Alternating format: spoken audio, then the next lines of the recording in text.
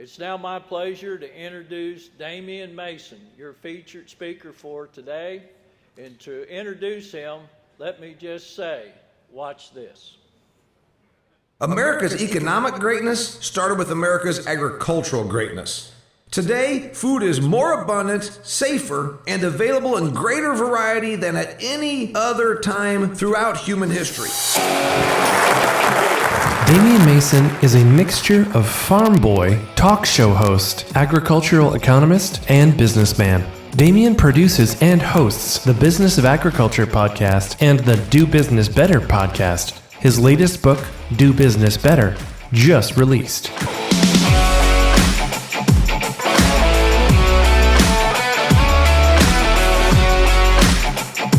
Please welcome Damian Mason.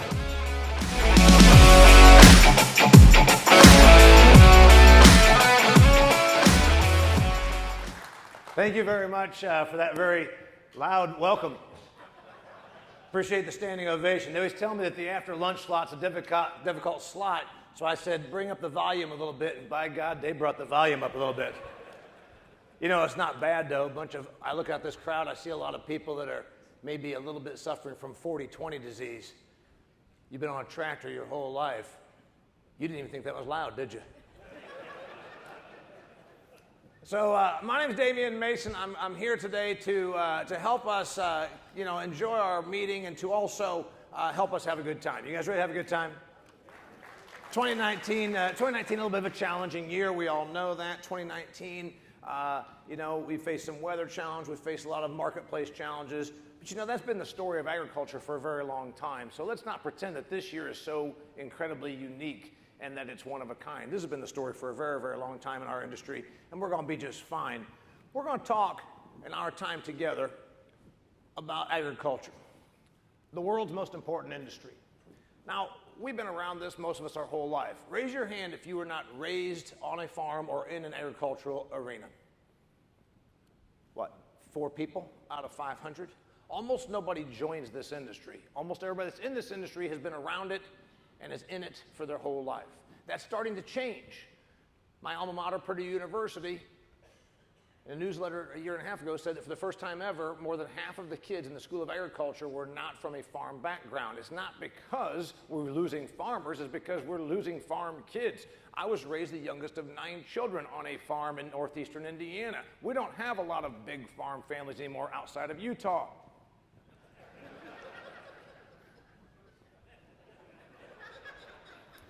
So what we've got is a changing industry. We've got a consolidating industry. We still got an amazing industry, and we all are from this. Sometimes we're so close to it we forget. So let's start at the beginning, the world's most important industry. About 10 or 11,000 years ago, humans invented this thing called agriculture. Up until then, we were running around in a loincloth trying to gather some berries and try and maybe hopefully stab some big mammal and eat it. There was no food abundance unless you shot such a big woolly mammoth the whole tribe couldn't eat it, right? So this is a pretty remarkable thing that in our evolution, from 10,000 years ago, we went from actually just chasing critters and going through the woods to now cultivating the land and creating food. This is a big accomplishment. But also what we need to always make sure that our customers understand is that it's the basis of all societal advancement. There would be no Silicon Valley were there not first a San Joaquin Valley. Because of food abundance and because of what this remarkable industry has done, we've made it so that the economy could grow. The cobbler couldn't make shoes until somebody else made food for the cobbler, right? We don't have cobblers anymore. Today we have Phil Knight, the founder of Nike. Who in here has not heard of Nike? He's worth about $36 billion. You can be mad about that, you can resent that, or you can applaud that. He's worth $36 billion and created Nike because he never had to worry about growing his own green beans. That's the benefit of this industry. We've made it so there can be Google. We have made it because of food production and food abundance. We've made that not one person really needs to worry about food. Do we have poor people that are going without? Yes. Even here in the United States, sometimes. But 13% of our population is on a food nutrition program from the government. And we're making sure these people are fed. Also, American generosity. The people in this room, we make sure that people are fed, not just through our productivity, but through our charity. This is a great thing, our industry. This is a fantastic thing for society. In third world countries, take the Central African Republic. 74% of the population is actively involved in food production. So we have this thing where we lament, we cry, we say things like, oh, United States, we're losing farmers. Well, historically, the more advanced a society becomes, the less people we need to farm. Not being mean, just being honest. United States of America, 1% of us farm. You've heard those numbers, right? 1% of us farm. That's even askew. 1% of us, 3.4 million of us farm in a country of 330 million people. But 58% of those farms do not produce $10,000 worth of agricultural product per year. Are you guys familiar with these numbers? Now you understand because you're ag people. To the person in suburban St. Louis, they say, oh, well, $10,000, that's a nice, $10,000 isn't crap. $10,000 is enough soybeans to fill a master bedroom in the average suburban house, right? Even at $9 soybeans, it still isn't much. So what we got to realize is it's really only about 30 or 40% of 1% that produce all of the agricultural product, and that's fine. It's just what happens. The country of Chad, the African country of Chad, where people are starving. Over 80% of the population is involved in agricultural production. We don't have to do that here. We should celebrate the greatness of American agriculture and realize that the better off agriculture has made America through its productivity, the better off our society and our country has become. I'm a farm boy. We have this in common. That's why I asked you to raise your hand if you happen to be an agricultural person. I was raised in your basic Midwestern dairy farm. That's my farm up there in the upper left-hand corner, your basic Indiana dairy farm. We farmed about 500 or 600 acres, mostly rented, milked 50 or 60 cows, cement stave silo, a couple of grain bins, which I built, 60 cow freestall barn. That's the way I was raised. I own that property now. I bought my siblings out when my mom died 3 years ago. Unless you ask them, I stole it. Now, wait a minute. You're not going to laugh at that? You're telling me that nobody else in this room is related to a bunch of peckers?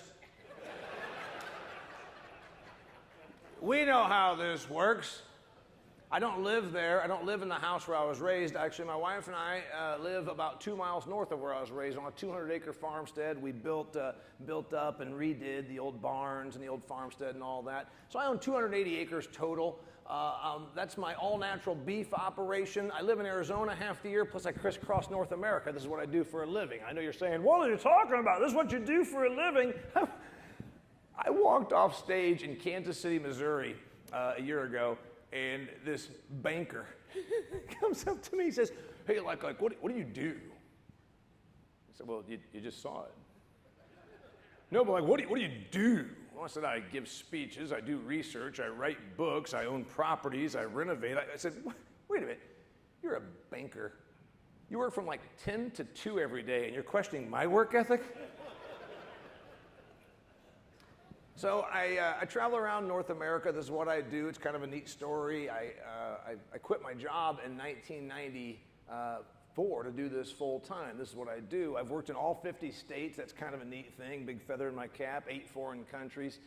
50 states, but it took me 18 and a half years to cross off Mississippi.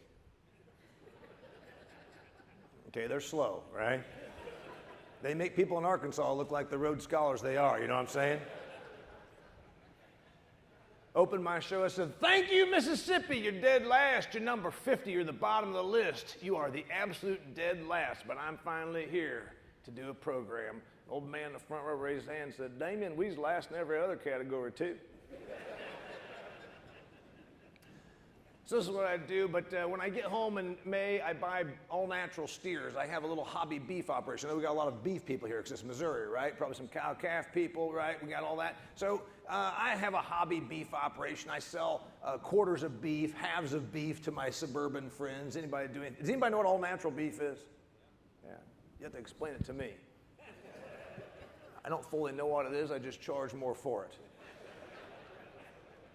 And of course, it's got to be all natural. If you're going to sell a quarter of beef to somebody in suburbs, it's going to have to all be all natural, and it's got to be Black Angus, right? Damien, I'd love to buy a quarter of beef off of you. My friends told me it's amazing. Is it all natural? Oh, yeah. Hell, they look natural to me. Just look at them. I mean, when you shoot them, they don't look as natural. They kind of look dead. Is it Black Angus? The Certified Angus Beef Program has done an amazing program. You people, how many people involved in the Certified Angus Beef Program? You people 30-some years ago started that. You've done an amazing job. You've convinced the suburbanites that they have to have Black Angus steers. Damien, is it Black Angus? Yeah, oh yeah. The thing is, I'm a very good salesman. I'm a very good business person. I'm an average beef producer. I get me 12 steers in April, and by November, I've sold 14. Next year, I buy 14 steers, and by November, I've sold 16. I can't help myself. I like to sell beef. So every year, I got to go to my dairy farmer connections, and several of my customers get Black and White Angus.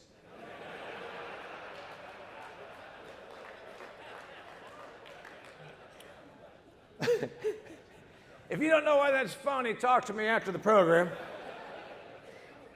So that's my farm background. That's me in 1981. I was a 12-year-old boy. I'll do the math for you. That means I'm 50 right now. 1981 at the Huntington County 4-H Fair with my grand champion brown Swiss dairy cow. She was the only brown Swiss at the Huntington County 4-H Fair in 1981. But if you can't win, as I always say, if you can't beat them, find a more obscure breed. I'm a farm boy. I've got a degree in agricultural economics. You're saying, okay, how's a guy from a dairy farm in Indiana with a degree in agricultural economics turn into a professional talker? This all happened in 1993, 1994. I won a Halloween costume contest in October of 1993. That's going back for a very long time for a few of you. But looking at this room, a bunch of you think that was just yesterday. Got an old crowd here, people. Some of you ain't gonna be here in 5 years. A couple of you are laughing. You ain't gonna be here next year, all right? I got you. I won a Halloween costume contest in 1993 dressed up as Bill Clinton. Some of you might notice I look a little bit like Bill Clinton. Got the same voice as Bill Clinton through years of not inhaling.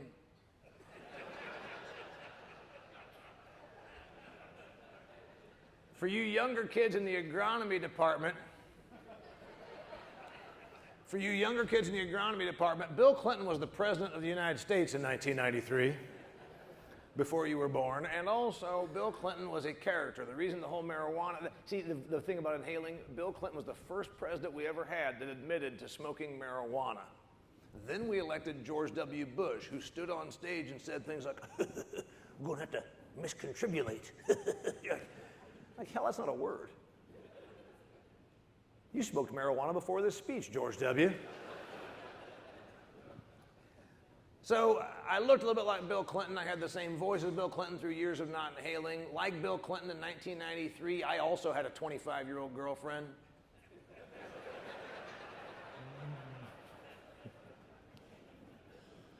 And you guys know why that's funny. So I quit my job in 1994 to become a professional political comedian. My act was I'd put on fat padding, makeup, gray hair, charcoal suit to go and to do corporate events where I would dress up as Bill Clinton and stand in front of the crowd and deliver yucks dressed as Bill Clinton. So this has been my whole thing, political comedy. I stand up here and say things like, how'd you like me to tell you what I mean when I say I'm a hands-on politician?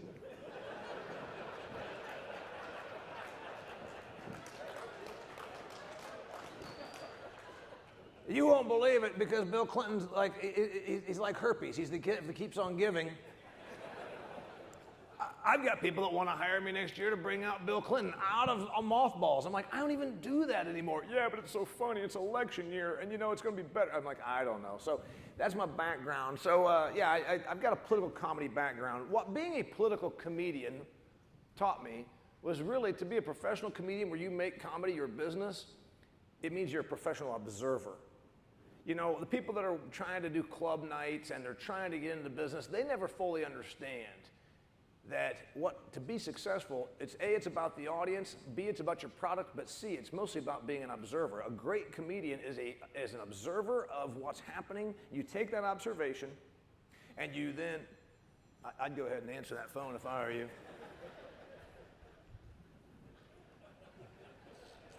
A great comedian observes and then delivers with point of view and perspective in a funny way the information back to you. I'm doing that now about the business of food and agriculture. I'm a business of food and agriculture guy because of my background, because of my education, and because of what I do and do now. So we're talking about the business of food and agriculture, and the first thing we need to understand is that it's not really about us, it's about them. We have this myth, especially in farming, oh, you're lucky, you're self-employed. There's no such thing as being self-employed. You don't work for yourself, you work for other people's money. Every dollar you will earn the rest of your life is currently somebody else's dollar. You're no self-employed. You don't work for yourself when you're a farmer, you work for your customers. You don't work for yourself when you're Damian Mason, you work for the MFA Grow Conference.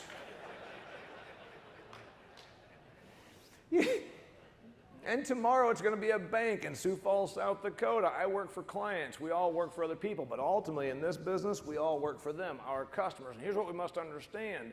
Our customers, because we've been so successful as an industry, they outnumber us 99 to 1, right? That's why I gave you those numbers. They really are in the driver's seat. They've got a lot of money, they vote, and they don't understand what we do.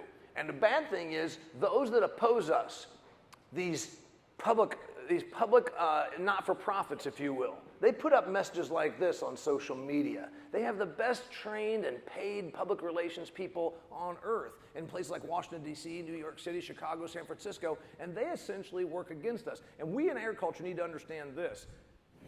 These cause groups, Environmental Working Group, PETA, Humane Society of the United States, U.S. Public Interest Research Group, they are fundraising groups first and foremost. We say stupid stuff. Okay, take this the right way. Me talking to you, ag people to ag people. We say stupid stuff. We say things like, we just need to educate our consumers. Well, what if they don't want educated? They're fat and happy. They've been well fed for multiple generations. And you're going to tell them how glyphosate works? They don't care. They've never been without food. Why would they care? You're going to tell them why we cut needle teeth out of pigs? We just got to educate our consumers. Well, first off, I don't think they care to be educated. Everybody in this room has a smartphone in their pocket. You use it. You know how to use it. But do you know how it works?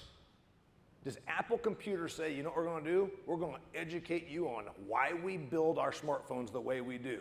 You don't care. It functions for you. It makes your life better. That's just like food for our consumers. They don't want to be educated. That's the first thing we need to understand. Secondly, there are groups that make their living, that make their money off of opposing us. The U.S. Public Interest Research Group, when they put out a study that says there's glyphosate in your children's Lucky Charms, but you know what? We're holding them accountable. The fundraising comes in, and it's all nonprofit, so those people take those monies in, they pay their employees, they pay their publicity effort. You know what else they do? They run more public relations campaigns saying, you know what? It's not just there. By God, it's also in your beer. Yeah, there's herbicide in your beer. And you know what? There's enough. Here's the thing. The math doesn't matter. The science doesn't matter. Of course, I pointed out to all these people, I said, Damien, is it true there's herbicide in my beer? I said, yeah. On a parts per billion basis, there's herbicide in your beer. You know what else there is? Urine, human fecal matter, insect parts, somebody's fingernails. There's also that in your beer, because when you are detecting parts per billion, you can find a lot of nasty stuff. It ain't harmful. It couldn't possibly be on a parts per billion basis, but that doesn't matter. These groups that we think we're going to go out and educate against, they make their money by selling fear. They make their money by selling fear. And why wouldn't you? Again, if food is plentiful, it becomes trendy to be afraid of it. Gluten intolerance. For God's sakes, gluten intolerance. You know that 0.7% of our country, 0.7% of our country actually has celiac disease, which means they can get sick if they eat gluten, yet 35% of our country believes they're gluten intolerant. You just hear those numbers? 0.7, but it's 35% who actually believe they are gluten intolerant. It's ridiculous. I get kind of sick of this whole thing, by the way, as a food guy, don't you? You get tired of all these people with their food needs. It's just because they talk about it. Oh, Damien, you're a dairy farm boy. I'm lactose intolerant. Are you really? No, you just want to talk. Oh, I'm gluten intolerant. Oh, I'm this. Let me just tell you something. I brought down the house, and I did a wheat conference 5 years ago, and I said, there is no such thing as gluten intolerance. There's just a thing called evolution. If spaghetti kills you, maybe we don't need your genetics.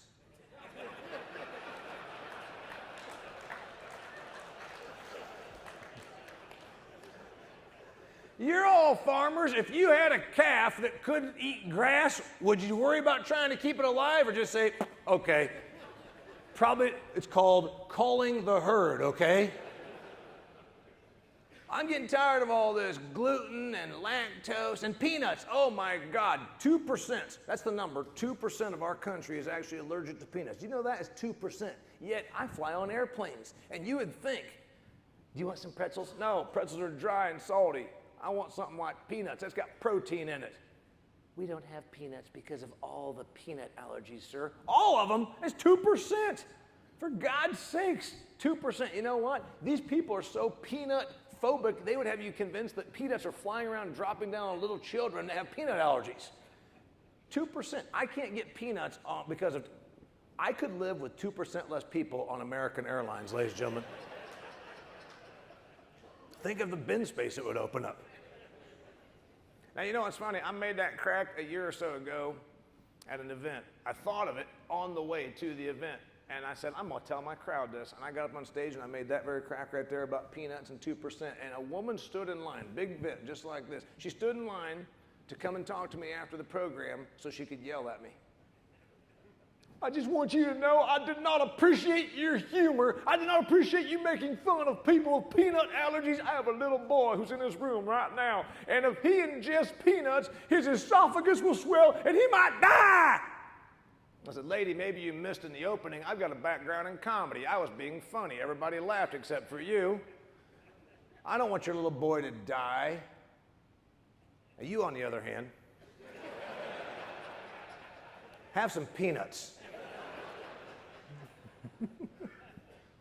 I get mad because nobody's making special exceptions for me. You know, we got all these people flipping out over their safety of their food because they've been programmed by these cause groups, these activist organizations to fear their food. GMOs, GMOs, GMOs. Gwyneth Paltrow, anybody know who Gwyneth Paltrow is? Famous Hollywood actress. Her big thing is GMOs, GMOs. She doesn't know a GMO from a UFO. But she sells a high-end food line, and she's been taught that if you oppose GMOs, by golly, it's going to help your business. So she opposes GMOs. And you want to tell these Hollywood people, because I get asked this all the time. Here's a simple answer for you. When at the Christmas dinner table, when your friends from Kansas City or Chicago come in, is it true they've sprayed GMOs all over stuff? Well, no, because spray is a herbicide and GMOs a technology. But anyway, are GMOs killing people? I saw Gwyneth Paltrow. I'm like, you know what those Hollywood people need to understand? In 25 years of genetically modified organisms being approved, never once has a GMO, a genetically engineered food, caused anybody sickness or death. But if you're in Hollywood, you know what you ought to concern yourself with instead of GMOs? Heroin. Heroin kills the shit out of people, all right? That's what you really need to be concerned about. Heroin is a bigger risk for Hollywood people than genetically engineered food crops, okay? End of story. Of course, people ask me about this. They said, Damien, what should I do? What should I tell people? We're agriculture. You've always got an answer, Damien. What should we tell people? I said, we frame this as a positive. Is there herbicide? They don't call it herbicide. What do they call it? Poison or weed killer, because that's more salacious, right? Is there a weed killer in my beer? I said, yeah. And they even named brands. Coors Light, Miller Lite. They said Sutter Hill Wine has it in it. So what we need to do is frame it as a positive. Right now, 27 states in the United States of America have legalized marijuana usage for medical or recreational. Yet every employer, places like MFA, make their people do a drug test, even though marijuana is legal. So here's the answer. You want to smoke weed, but you still have to pass a drug test? Drink a Miller Lite. It's got weed killer in it.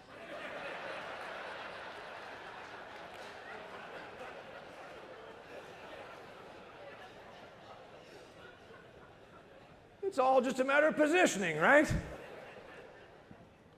Now, here's where we're going as an industry. As an industry, not only have the organizations, the activist groups that make their money off of opposing us, that's how they're fundraising. We need to realize that's their fundraising. That's how they make money. The Humane Society of the United States has 250 employees, most of whom are attorneys in Washington, D.C. Are they an animal humanity group? Are they a humane treatment group? Or are they a fundraising group that is looking out for their own employment? Ask yourself that question. You already know. All of this leads to a food fight. And again, we're long picture here. I could have gotten up, but I won't. I'm not an ag economics guy where I'm gonna get up here and give you a chart of what the corn prices are gonna do. Instead, I'm gonna tell you a big picture, because everything we make ultimately is food, and it has to go to a consumer. And every consumer is the person that they spend their money. That's how we exist. So all the misinformation creates a food fight. Anybody know who that is up there behind me? De Blasio, the mayor of New York City. The mayor of New York City picked right up where Michael Bloomberg left off. Michael Bloomberg, who's now going to run for president, Michael Bloomberg was the president that in 2013 passed a soda tax law. The soda tax, you could not get a soda ban, it wasn't even a tax. You can't get more than 16 ounces of Coke or Pepsi or 7-Up or any of that in New York City. You guys remember this? Now it got overturned. I was paying attention because I'm a food guy. When the mayor of New York City limits, he said the people are fat, it's because of soda pop. So now you can't get more than 16 ounces of soda pop. So you know what? I didn't like that, because I never got soda pop growing up. Anybody else have this? When I was a kid on the Mason farm, we didn't get soda pop except for on special occasions. And by special occasion, that means somebody had the flu. Right? Your mother got you 7-Up, but she thought that 7-Up cured the flu. Let me tell you something about 7-Up for all you young mothers that think maybe you're going to do this. 7-Up does not cure the flu. It cures you from ever liking 7-Up for the rest of your life. Because the only time you ever got it, you were sick. You know what? You want to know how this whole thing works for food and memories? You can put a 7-Up on the table and I instantly smell vomit, just like that. Speaking of soda pop, I wanted a Coca-Cola very badly this morning. I wanted a Coca-Cola about noon. When I was down here watching Chris, the Department of Agriculture woman, when she was up here, I was craving a Coca-Cola. But this is a Pepsi hotel. Pepsi sucks. Pepsi is so awful. Let me just tell you something. I worked at a bar when I was in college. Never once in my bartending career did a customer come up to me and say, "I'd like a Jack and Pepsi." Hey, pour me a rum and Pep. No, Pepsi is so god-awful you can't even improve it by adding liquor. Coke's the real thing. So de Blasio picked up right after where Bloomberg left off, and you know what he's instituted? And you're saying, Damien, why do I care about the mayor of New York City? Because you remember when we were kids, we always heard what starts on the coast, works its way in. Food policing is coming to everywhere. In Seattle, they're passing big taxes on soda pop. And you're saying, why do I care? Well, corn syrup eventually is going to be demonized, which it already is, right? Corn syrup's already demonized. You've seen the Bud Light commercials. Oh, I'm mad at Bud Light. All the farmers went on Twitter after the Bud Light corn syrup commercial, dumping out their Bud Light on social media. I'm like, why do you drink that crap to begin with? Bud Light is the Pepsi of beer. Corn syrup eventually is going to go away because of all the legislation, regulation, lawsuits, and taxes. Food fights like and food policing like Mr. de Blasio is coming to a neighborhood near you. The school kids, 1 million school kids in New York City public schools, 1 million of them cannot get meat in their breakfast or their lunch at school on Monday because he instituted Meatless Monday along with 43 of his city council people that are all complicit with his decree. They can't get meat because he says of environmental reasons. Do you know a lot of little children that could use some meat on Monday? Especially when a bunch of them are on free and reduced lunches in New York City public schools. But because of his environmental beliefs, he has now instituted Meatless Monday in New York City. Does that come to here? Maybe eventually. I see a time where the food fight gets worse, and it's going to be because of the religion of climate change. Steve and I just talked about a little bit ago about demographics. Let me tell you about demographics and religion. My mother died in 2016. Devoutly Catholic woman. My mother and father, very Catholic people. My dad actually was a monk in a Catholic monastery when he was a young man. It's a true story. He dropped out after 2 years to become a father the old-fashioned way.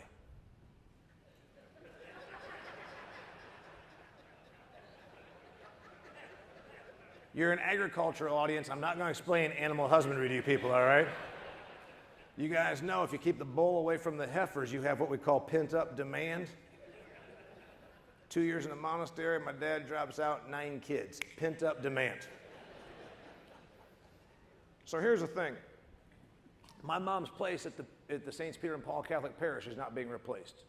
I'm not making a judgment, I'm giving you the data. Look at the data. Organized religion is losing followers every day. With every death of grandma and grandpa, a new person doesn't come in. But it doesn't mean that we in the United States still don't have religious devotion to things. We create causes, hence things like climate change.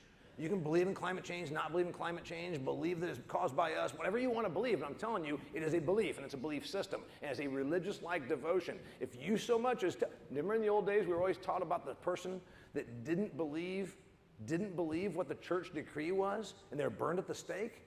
Copernicus is the one that came up with the solar system, where he said the sun is in the middle, not the earth, and he was imprisoned by the church. Go tell some group of people that are hanging out in a coffee house in Kansas City that this whole climate change thing might just be a little bit of a hoax. What do they call you? A denier, and burn you at the stake. This thing is what is going to be agriculture's biggest challenge moving forward. Every single thing that we do is going to be impacted by this right here moving forward.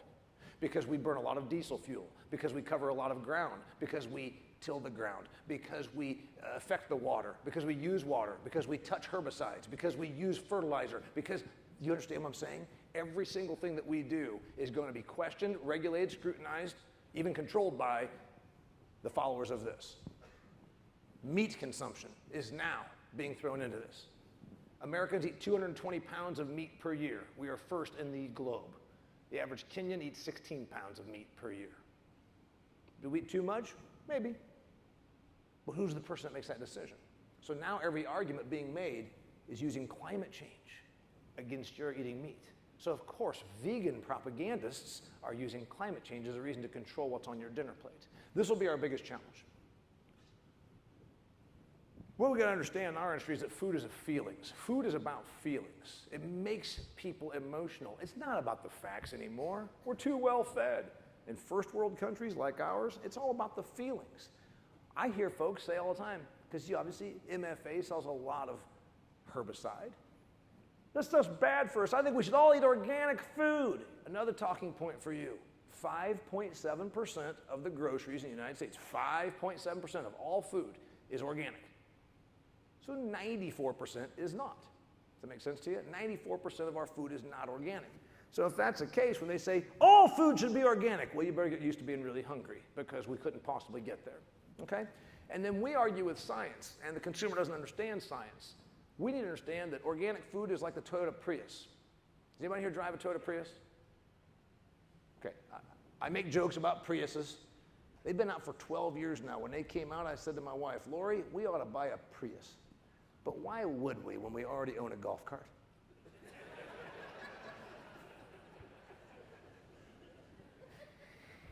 I have a personal policy. I've never let a Prius pass me. Even if I'm on foot.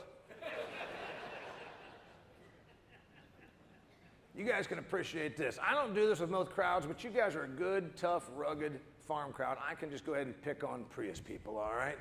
No Prius driver bought it for the economics. They will tell you they did. You know why they bought it? Because it made them feel good. It made them feel morally superior to those that drive big SUVs. It meant that they could pull into the parking lot at work with their Prius and feel like they were superior. Now you understand organic food. I'm not being mean against organic food. I think it's a great market category. I think it's a profitable market category. I just want people to understand. The buyer of organic food doesn't buy it because of the facts nor the science. They buy it because it makes them feel good. Moving forward, everything that we produce is going to be more about feelings. We need to get our switch on. Instead of selling how cheap we make stuff, how much feeling we can evoke from the consumer. That's going to be our challenge. Okay, now we're going to do something fun here.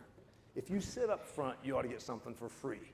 Now, you guys are on the board of directors and all that. I just want to give something for free to this guy sitting right here. You haven't really been laughing much. You're kind of a stiff, to be honest, Steve.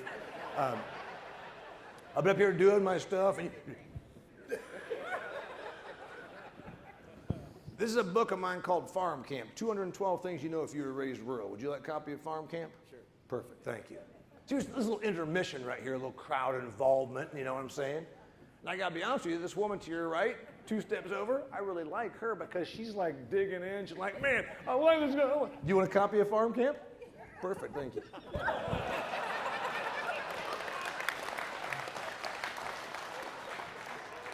That right there is what we call you being punished for being a stiff, all right, Steve? Okay, you guys are in the agricultural business, and you guys can appreciate this. 2 years ago, I did that at a Monsanto gig, back when it was still Monsanto. I gave somebody a book, and I took it away, and when I gave it to somebody else, everyone went, ooh. I said, oh, that's not really fair, is it? No. I said, 2 words, tech fees.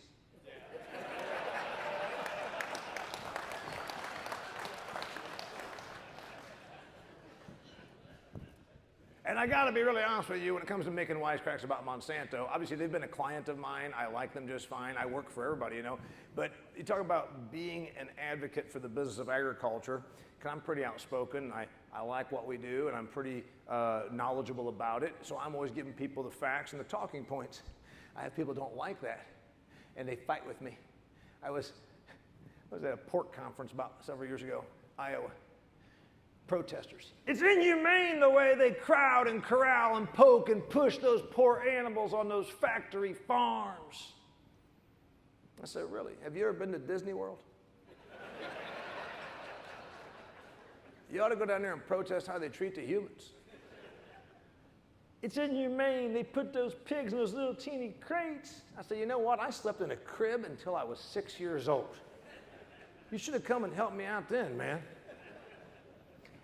You're just a mouthpiece for Monsanto. I have my critics that say this to me. They've been saying it. Of course, they don't say it anymore because Monsanto don't exist. But in the old days, you're just a mouthpiece for Monsanto. I always correct them. I say, no, I'm not.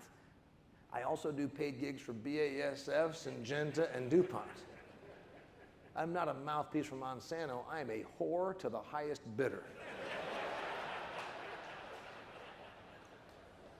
With that in mind, I'd like to remind you all of how much I love and support my good friends at MFA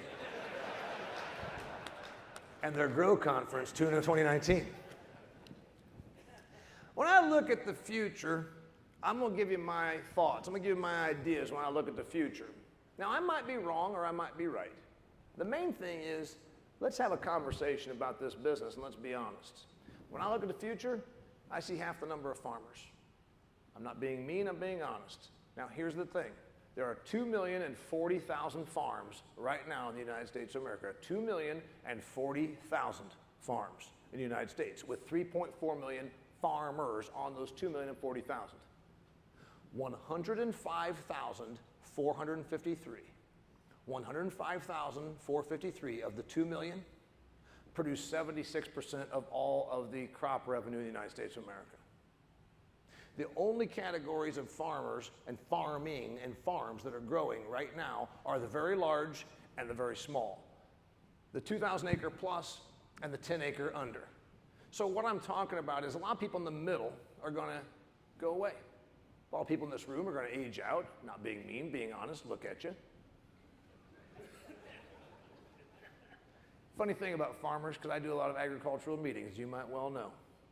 Their average age is 58 and a half years old. The average age that goes to meetings is about 63 and a half years old. And the average attire is 2 things, because you farm people, you've only got 2 outfits in your entire life. Plaid and free crap from the chemical companies. Isn't it something? I'm looking out here, you know what's interesting? I do a farm meeting like this, talk about plaid, I look out at the crowd and I swear to God, the Scottish Army is advancing on me. So let's be honest about us farm people. Let's be honest about us. There's going to be less of us. But that's been the story for a long time. 50 years ago when I was born, there were 3 million farms on the United States of America. Now it's 2 million. So we've already dropped by 50%, right?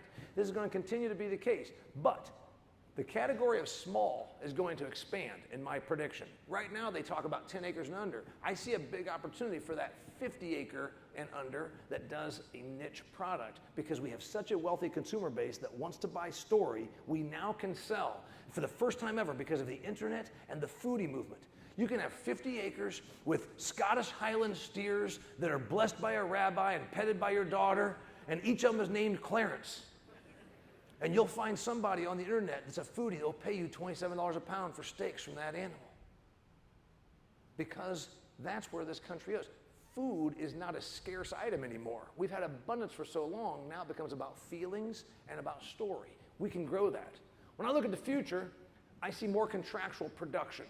Is it already happening in Missouri? I assume it is. In places like where I'm in northern Indiana, it came to poultry first, right? In the 1970s and 80s, there's no free, independent producers of poultry and eggs. It's all done now on a contractual basis.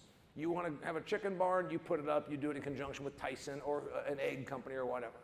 After the 1990s washout in pork, it came to pork. All the barns near me, all the pork production anywhere close to me is all done on a contractual basis. You give your son and daughter 10 acres in a corner, they build 2 barns, they get the barn loan based on a contract with the bank, based on a contract with Tyson or a large producer, an integrated producer. Why wouldn't this happen with everything else? If it's happened in poultry, it happened in pork. Milk, look at what's happened in dairy. There's no little dairy farms like mine unless they carve out a niche doing organic, and even that's a tough niche because there's so much organic milk, we don't have a consumption for it all. So why wouldn't it happen on everything? I see more contractual production because the numbers get big. Old timers might not like that because they think it's not independent. But you know what? It mitigates risk. That's why it's going to happen. The numbers get too big. When I look at the future, I see this. As I already talked about steers named Clarence, ladies and gentlemen, we have more opportunity for niche categories than we've ever had. There are more SKUs. You know what those mean? You know SKUs. Go to the grocery store. There are more categories of product now than there have ever been in food in the United States of America. We continue to stay wealthy. We continue to be well off. We continue to be a country where only 6.4% of our gross income is spent on food. Did you know that's the number? 6.4%. Here's the problem. In agriculture, we always brag about that, don't we? We go around to all the meetings just like this. I'll bet you if I wasn't up here, you'd have some economist from the University of Missouri stand up here and saying, you know the great thing? Our food is cheap, cheap, cheap, cheap, cheap, cheap, cheap, cheap. We spend $21 billion of money in the United States, $21 billion of money on plastic bottles of water. Water's free. Yet you think people are motivated by cheap food? No, that train left the station 60 years ago. They're looking for reasons to spend more at the grocery store. Hell, they pay money for water. My dad's rolling over in his grave right now. More bottled water money being spent than there is on milk. He was a dairy farm kid. You know what? He was a herdsman's son. He was a milk guy. He's rolling in his grave right now for another reason. I own a $50,000 Dodge pickup truck that I bought because of the heated steering wheel. That's the reason. We're affluent and we're well off, and that's okay. Stop the cheap food story. It doesn't sell anymore. I never understood as a kid either. I'd go to meetings like this with our co-op or the Dairy Herd Improvement Association. They'd bring in some speaker and stand up there and say, and the great thing about America is cheap food, cheap food, cheap food. On the way home in the station wagon, my mom and dad would bitch about how cheap food was causing them to almost not be able to keep the farm alive, where the milk check was barely above break even. And yet we're preaching how wonderful it is, the virtues of cheap food, to the same people that are suffering and starving because of it. No, what we should push is value-added food. We need to push stuff like this. Here, Nellie's free-range organic eggs for $6.99 a dozen. That's story, and it makes the consumer feel good because they don't want $1.49 eggs. They want eggs that make them feel good about their purchase. That ad right there came out of a woman's magazine my wife was reading when we were driving down the road, and she tore it out. And I said, I'm going to use that as an example. And look at what they're selling. Are they selling cheap? They're selling feelings.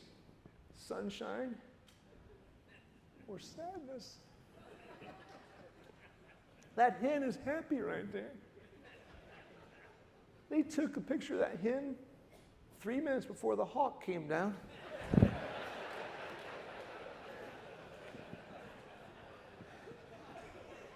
But before she got eaten by an owl, she was happy. You're laughing, but you know what? This is where food in the places like the United States of America needs to go. We have commodity food covered, okay? We've got it down. We know how to make #2 yellow corn cheaply and abundantly. And that's why right now you're getting subsidies to pay you to be at break even. We got that handled. And don't tell me it's because of trade. I'll get to that in a minute. It's because there's too much of it. No country in the world fights a trade war if they don't have plenty to eat. It's because of surplus. Hemp milk. Again, my dad's rolling in his grave. That'd be an insult to the Holstein. But it sells, just like soy milk and almond milk and cashew milk and rice milk and every other kind of non-milk milk. Hemp milk is a real thing. You drink it, then you smoke the carton. then presumably eat a dozen Twinkies. I don't know. This is where we need to continue to embrace and move as an industry. Again, we have commodity production down. We're good at it, that's fine. It's made us who we are, it's helped the economy. But you know what? Things move. You move with it, you reinvent, or you become extinct. The future is not about commodity and cheap food. It's about value-added consumer story that they can buy into. I see things like this: heirloom, heritage breed, adjectives that sell, adjectives that make people feel good. Heirloom potatoes, I'm not sure what that means, but they're dark. Somebody left the gate open and the boar got in with the ewes.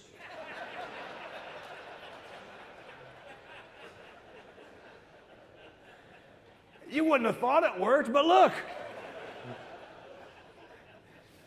Again, we've got your Yorkshire Duroc derivative in a factory farm and a huge livestock production facility. We've got that production model down. We're good at it. Cheap pork, now I can go and get pork loins for $1.99, a shrink wrap package at Kroger or Winn-Dixie or Safeway. That's fantastic. But you know what? As the consumer continues to have more money, and they do, they want story, they want adjectives. Heirloom, heritage breed, all natural, organic, these things talk to consumers. We, as an industry base, need to get that.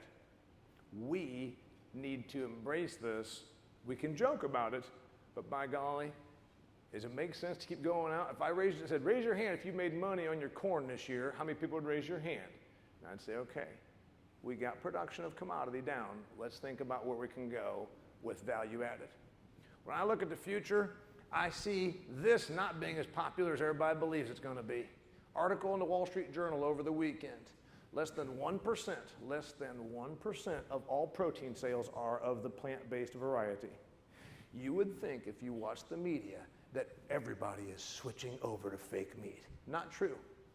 The quarter that ended in July of 2019, Beyond Meat, that's one of the two big companies, Impossible is the other one. Beyond Meat's sales, $67 million for the quarter. That's McDonald's cheeseburger sales in the United States for like an afternoon. And yet we're hearing about Beyond Meat like it's overtaking all of humanity. No, it's not. It's hype. It's media. It's money. Those companies have a ton of money. Impossible at Burger King, that was a big coup. And they've got all those commercials advertising it. Guess what? Regular Whoppers still outsell Impossible Whoppers by a big margin. The reason this doesn't catch on is that eventually, and I swear to you, I wish that the Cattlemen's Beef Association would be smart and hire me as their spokesman. I've got a very simple message. Oh, you don't like processed food? You don't like factory food. You know how these things are made? They take coconut oil from India, Indonesia, and the Philippines, three biggest producers of coconut oil, and put it on a ship and bring it over here. You're telling me that's better for the environment than a cow out here in Missouri on slopey ground, eating grass, cellulose that is indigestible to humans, and turning it into something natural? Oh, we don't even give our cows antibiotics. We don't give them growth hormones. We're natural. We're environmental. But you go ahead and get your coconut oil and your soy protein concentrate, and you ship it around and take it to a factory, and you run it through some cooking devices, throw in some beets, and then some other crazy stuff that makes it like pretend to bleed. Yeah, that's all natural.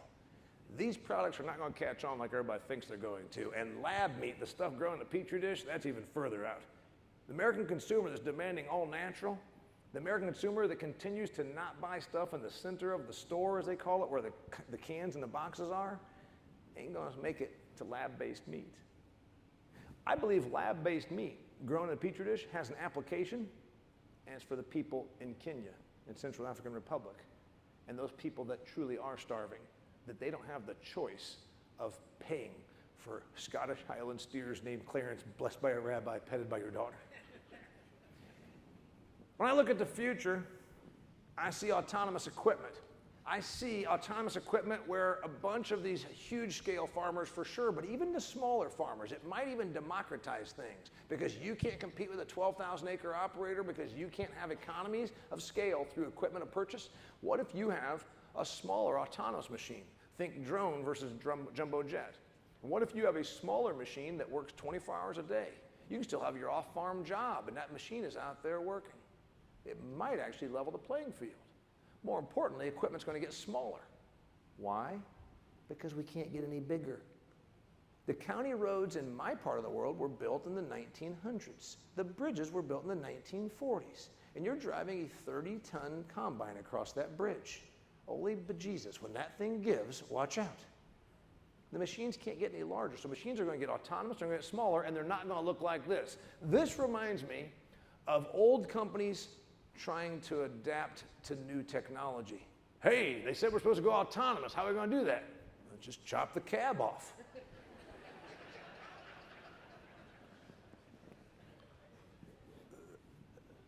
This is what the future of autonomous machinery looks like. It looks like the DOT. I went to the field day when the DOT was being demoed. The DOT is more like an erector set that a smart kid built with major sized tools. It's a 175 horsepower diesel engine. It looks like a U, and you know what? It hauls stuff around. It doesn't attach to it. That's the future of autonomous machinery. It's going to be like the skid loader. You guys remember when the skid loader came around? It didn't have to be great big, did it? But it was 10 times more economical, a lot more efficient, could attach to a dozen different things. That's where autonomous machinery goes. I point out this all the time. Anybody ever one of those phones 20 years ago? Motorola was going to be the dominant cell phone technology in the whole world because the whole world was going to go straight from no phone, no landlines to a cell phone. And Motorola was going to be the company to do it. But guess what? Motorola, like John Deere, Case, AGCO, they figured, yep, we're ready. Just like cutting the cab off of our tractor. That's not what the technology is going to look like. There will be autonomous machinery, and it may not be the equipment manufacturers that you buy from now. When I look at the future, I see less tillage. In my state of Indiana, the average good farm ground is worth about $7,000, $8,000 an acre. You know what? We're going to look back at all the tillage we do the way we look back at old timers using leeches for medical practice. It is worth $8,000 an acre. What did you do with it? Well, we drove over it with a 30-ton piece of equipment and beat the hell out of it.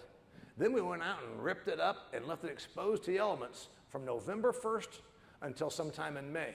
Oh yeah, we let it blow away, wash away. No. We need to protect our soil. It's our most valuable asset. It's our most valuable resource. It's where all of our money is tied up, right? If I'd raise your hand here, you have more money in stocks or more money in your land? Of course, everybody's going, no, their land.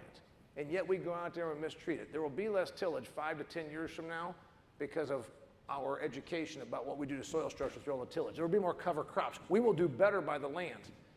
And we better do it before Alexandria Ocasio-Cortez and Greta Thunberg use this against us. Because as long as we have something growing on our land, as long as we have some plant growing out there, we're handling carbon sequestration. We should get ahead of the curve rather than have it regulated to us, because eventually the climate change police are going to tell you you have no choice but to not till and to plant cover crops. When I look at the future, I see less chemistry and less synthetic fertilizer. Not being mean, MFA, not being mean, MFA, but when I made the joke about the young kids in the agronomy department, they maybe don't know this, but we're already using less synthetic fertilizer and less chemical per acre than we ever did. Maybe not so much on the fertilizer, but certainly on chemical. Anybody remember Lasso, Dual, Treflan? We brought that in 55-gallon drums in the old days. What we do, just go out there and throw it everywhere. Now we're a lot more precise and judicious about where we put our herbicide, aren't we? We will be better about placing our herbicide where it needs to be to do the job. The machines are actually coming that can recognize the weeds and spray them. Rather than spraying the whole field, we're just spraying the weeds. That's a good thing for the environment. I see a day where we get rid of this saying that we love so much, feed the world. Every one of us has heard it. We've all said it. Agriculture's got to feed the world. Feed the world. We love feed the world. You know why? It meant we just went out and did what we do every day.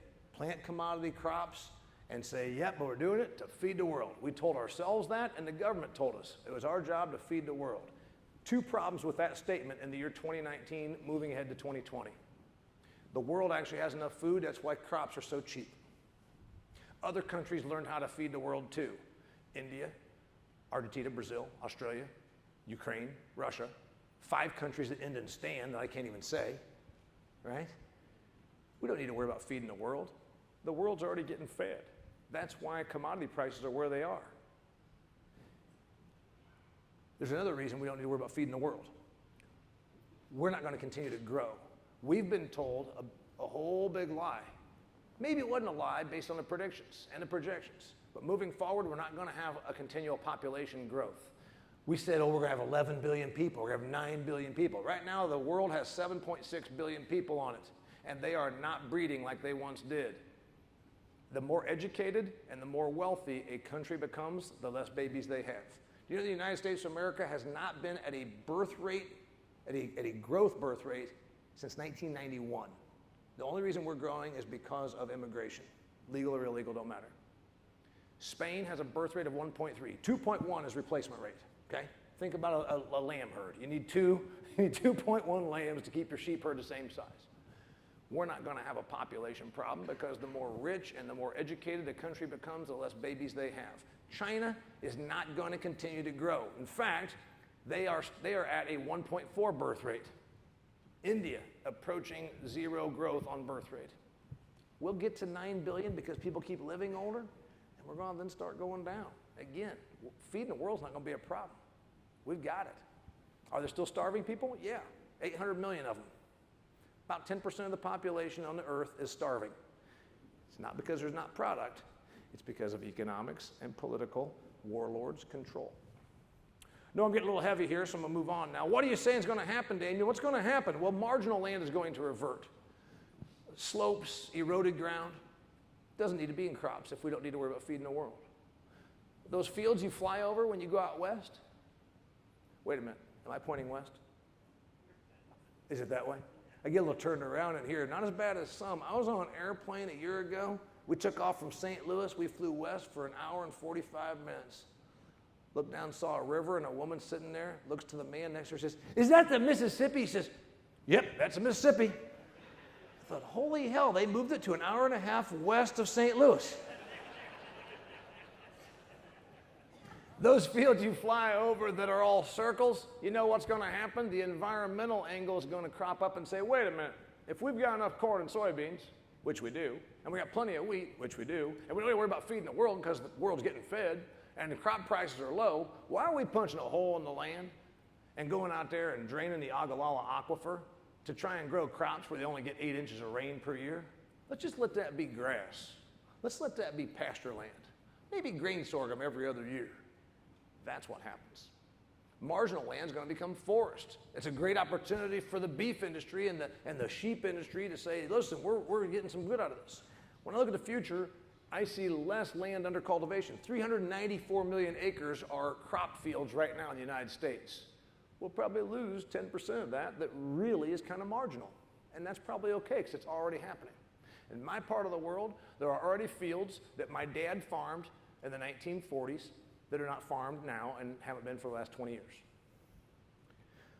In the future, you're going to grow crops like this. You're going to grow, I never knew it was called quinoa. I thought it was quinoa. You're going to grow kale, sorghum, hemp, and people say, Damien, you're talking crazy talk. Why would we grow those things? Because we've already got commodity of corn and soybeans and wheat handled. That's why.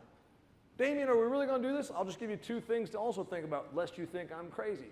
We did not grow soybeans in this country until the 1950s at any appreciable level, right? Anybody old enough to know that? Let me tell you another thing. Canola. North Dakota grows a bunch of it. Manitoba and Alberta grow the heck out of it. Canola. Everybody has it in their house. Canola oil. Canola wasn't a thing until the 1980s. All those acres up there grew other stuff. And now it's a pretty darn profitable crop for them. Anybody know what canola's real name is? Rapeseed, yes. 2 professors at Canadian universities in the prairie provinces took rapeseed and figured out a way to reduce its acid content to make it a better product. And after they did that, they said, we got to come up with a new name because I don't think we're going to be able to market rape. So you know what they did? They named it canola, which is based on Canadian oil low acid. Now you know how canola got its name.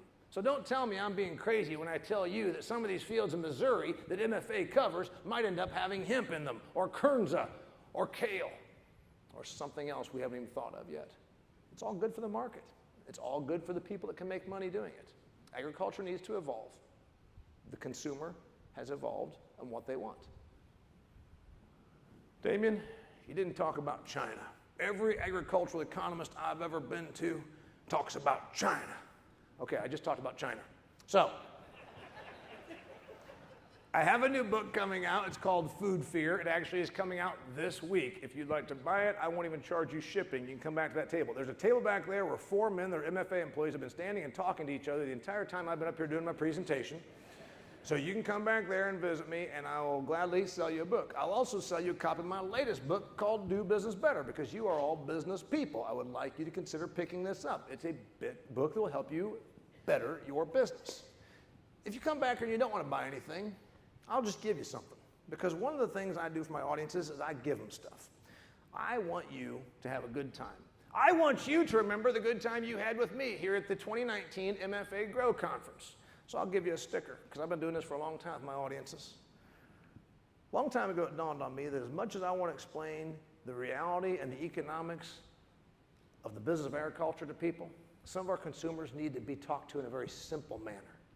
So I came up with this sticker: agriculture, because starvation sucks. I mean, and even, isn't that good?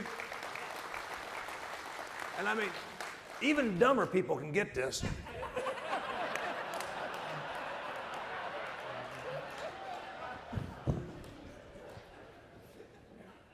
So about 5 years ago, my wife said, Damien, your people love your stickers. They think it's a cool deal. You know what you need to do? You need to come up with a new sticker. So I came up with this one. If you eat it, drink it, or smoke it, agriculture produced it. And my wife says, is that going to be a big hit? I said, I don't know. I printed up 1,000 of them. First gig I did was in Colorado. These things flew off the table like Twinkies. All right, I'm going to be back at that table. By the way, I'm going to tell you real quickly about that last little thought. Why you can't bore the audience with telling them, you can't tell these customers about this. You can't use science and economics, they don't get it. It's why I kept telling you about feelings. When I was a little boy, I went to an elementary school in the country, right? You guys know that, elementary school in the country. We didn't have one of those fancy things to learn science. You know, the plastic model in the old days that had a plastic sun and a Mercury, Venus, Earth, Mars, Saturn. We didn't have that, but I learned how the solar system worked as a little boy because we improvised. We just took a fat kid in a yellow shirt and stood him in the middle of the room. I'll be back there. Thank you very much for having me.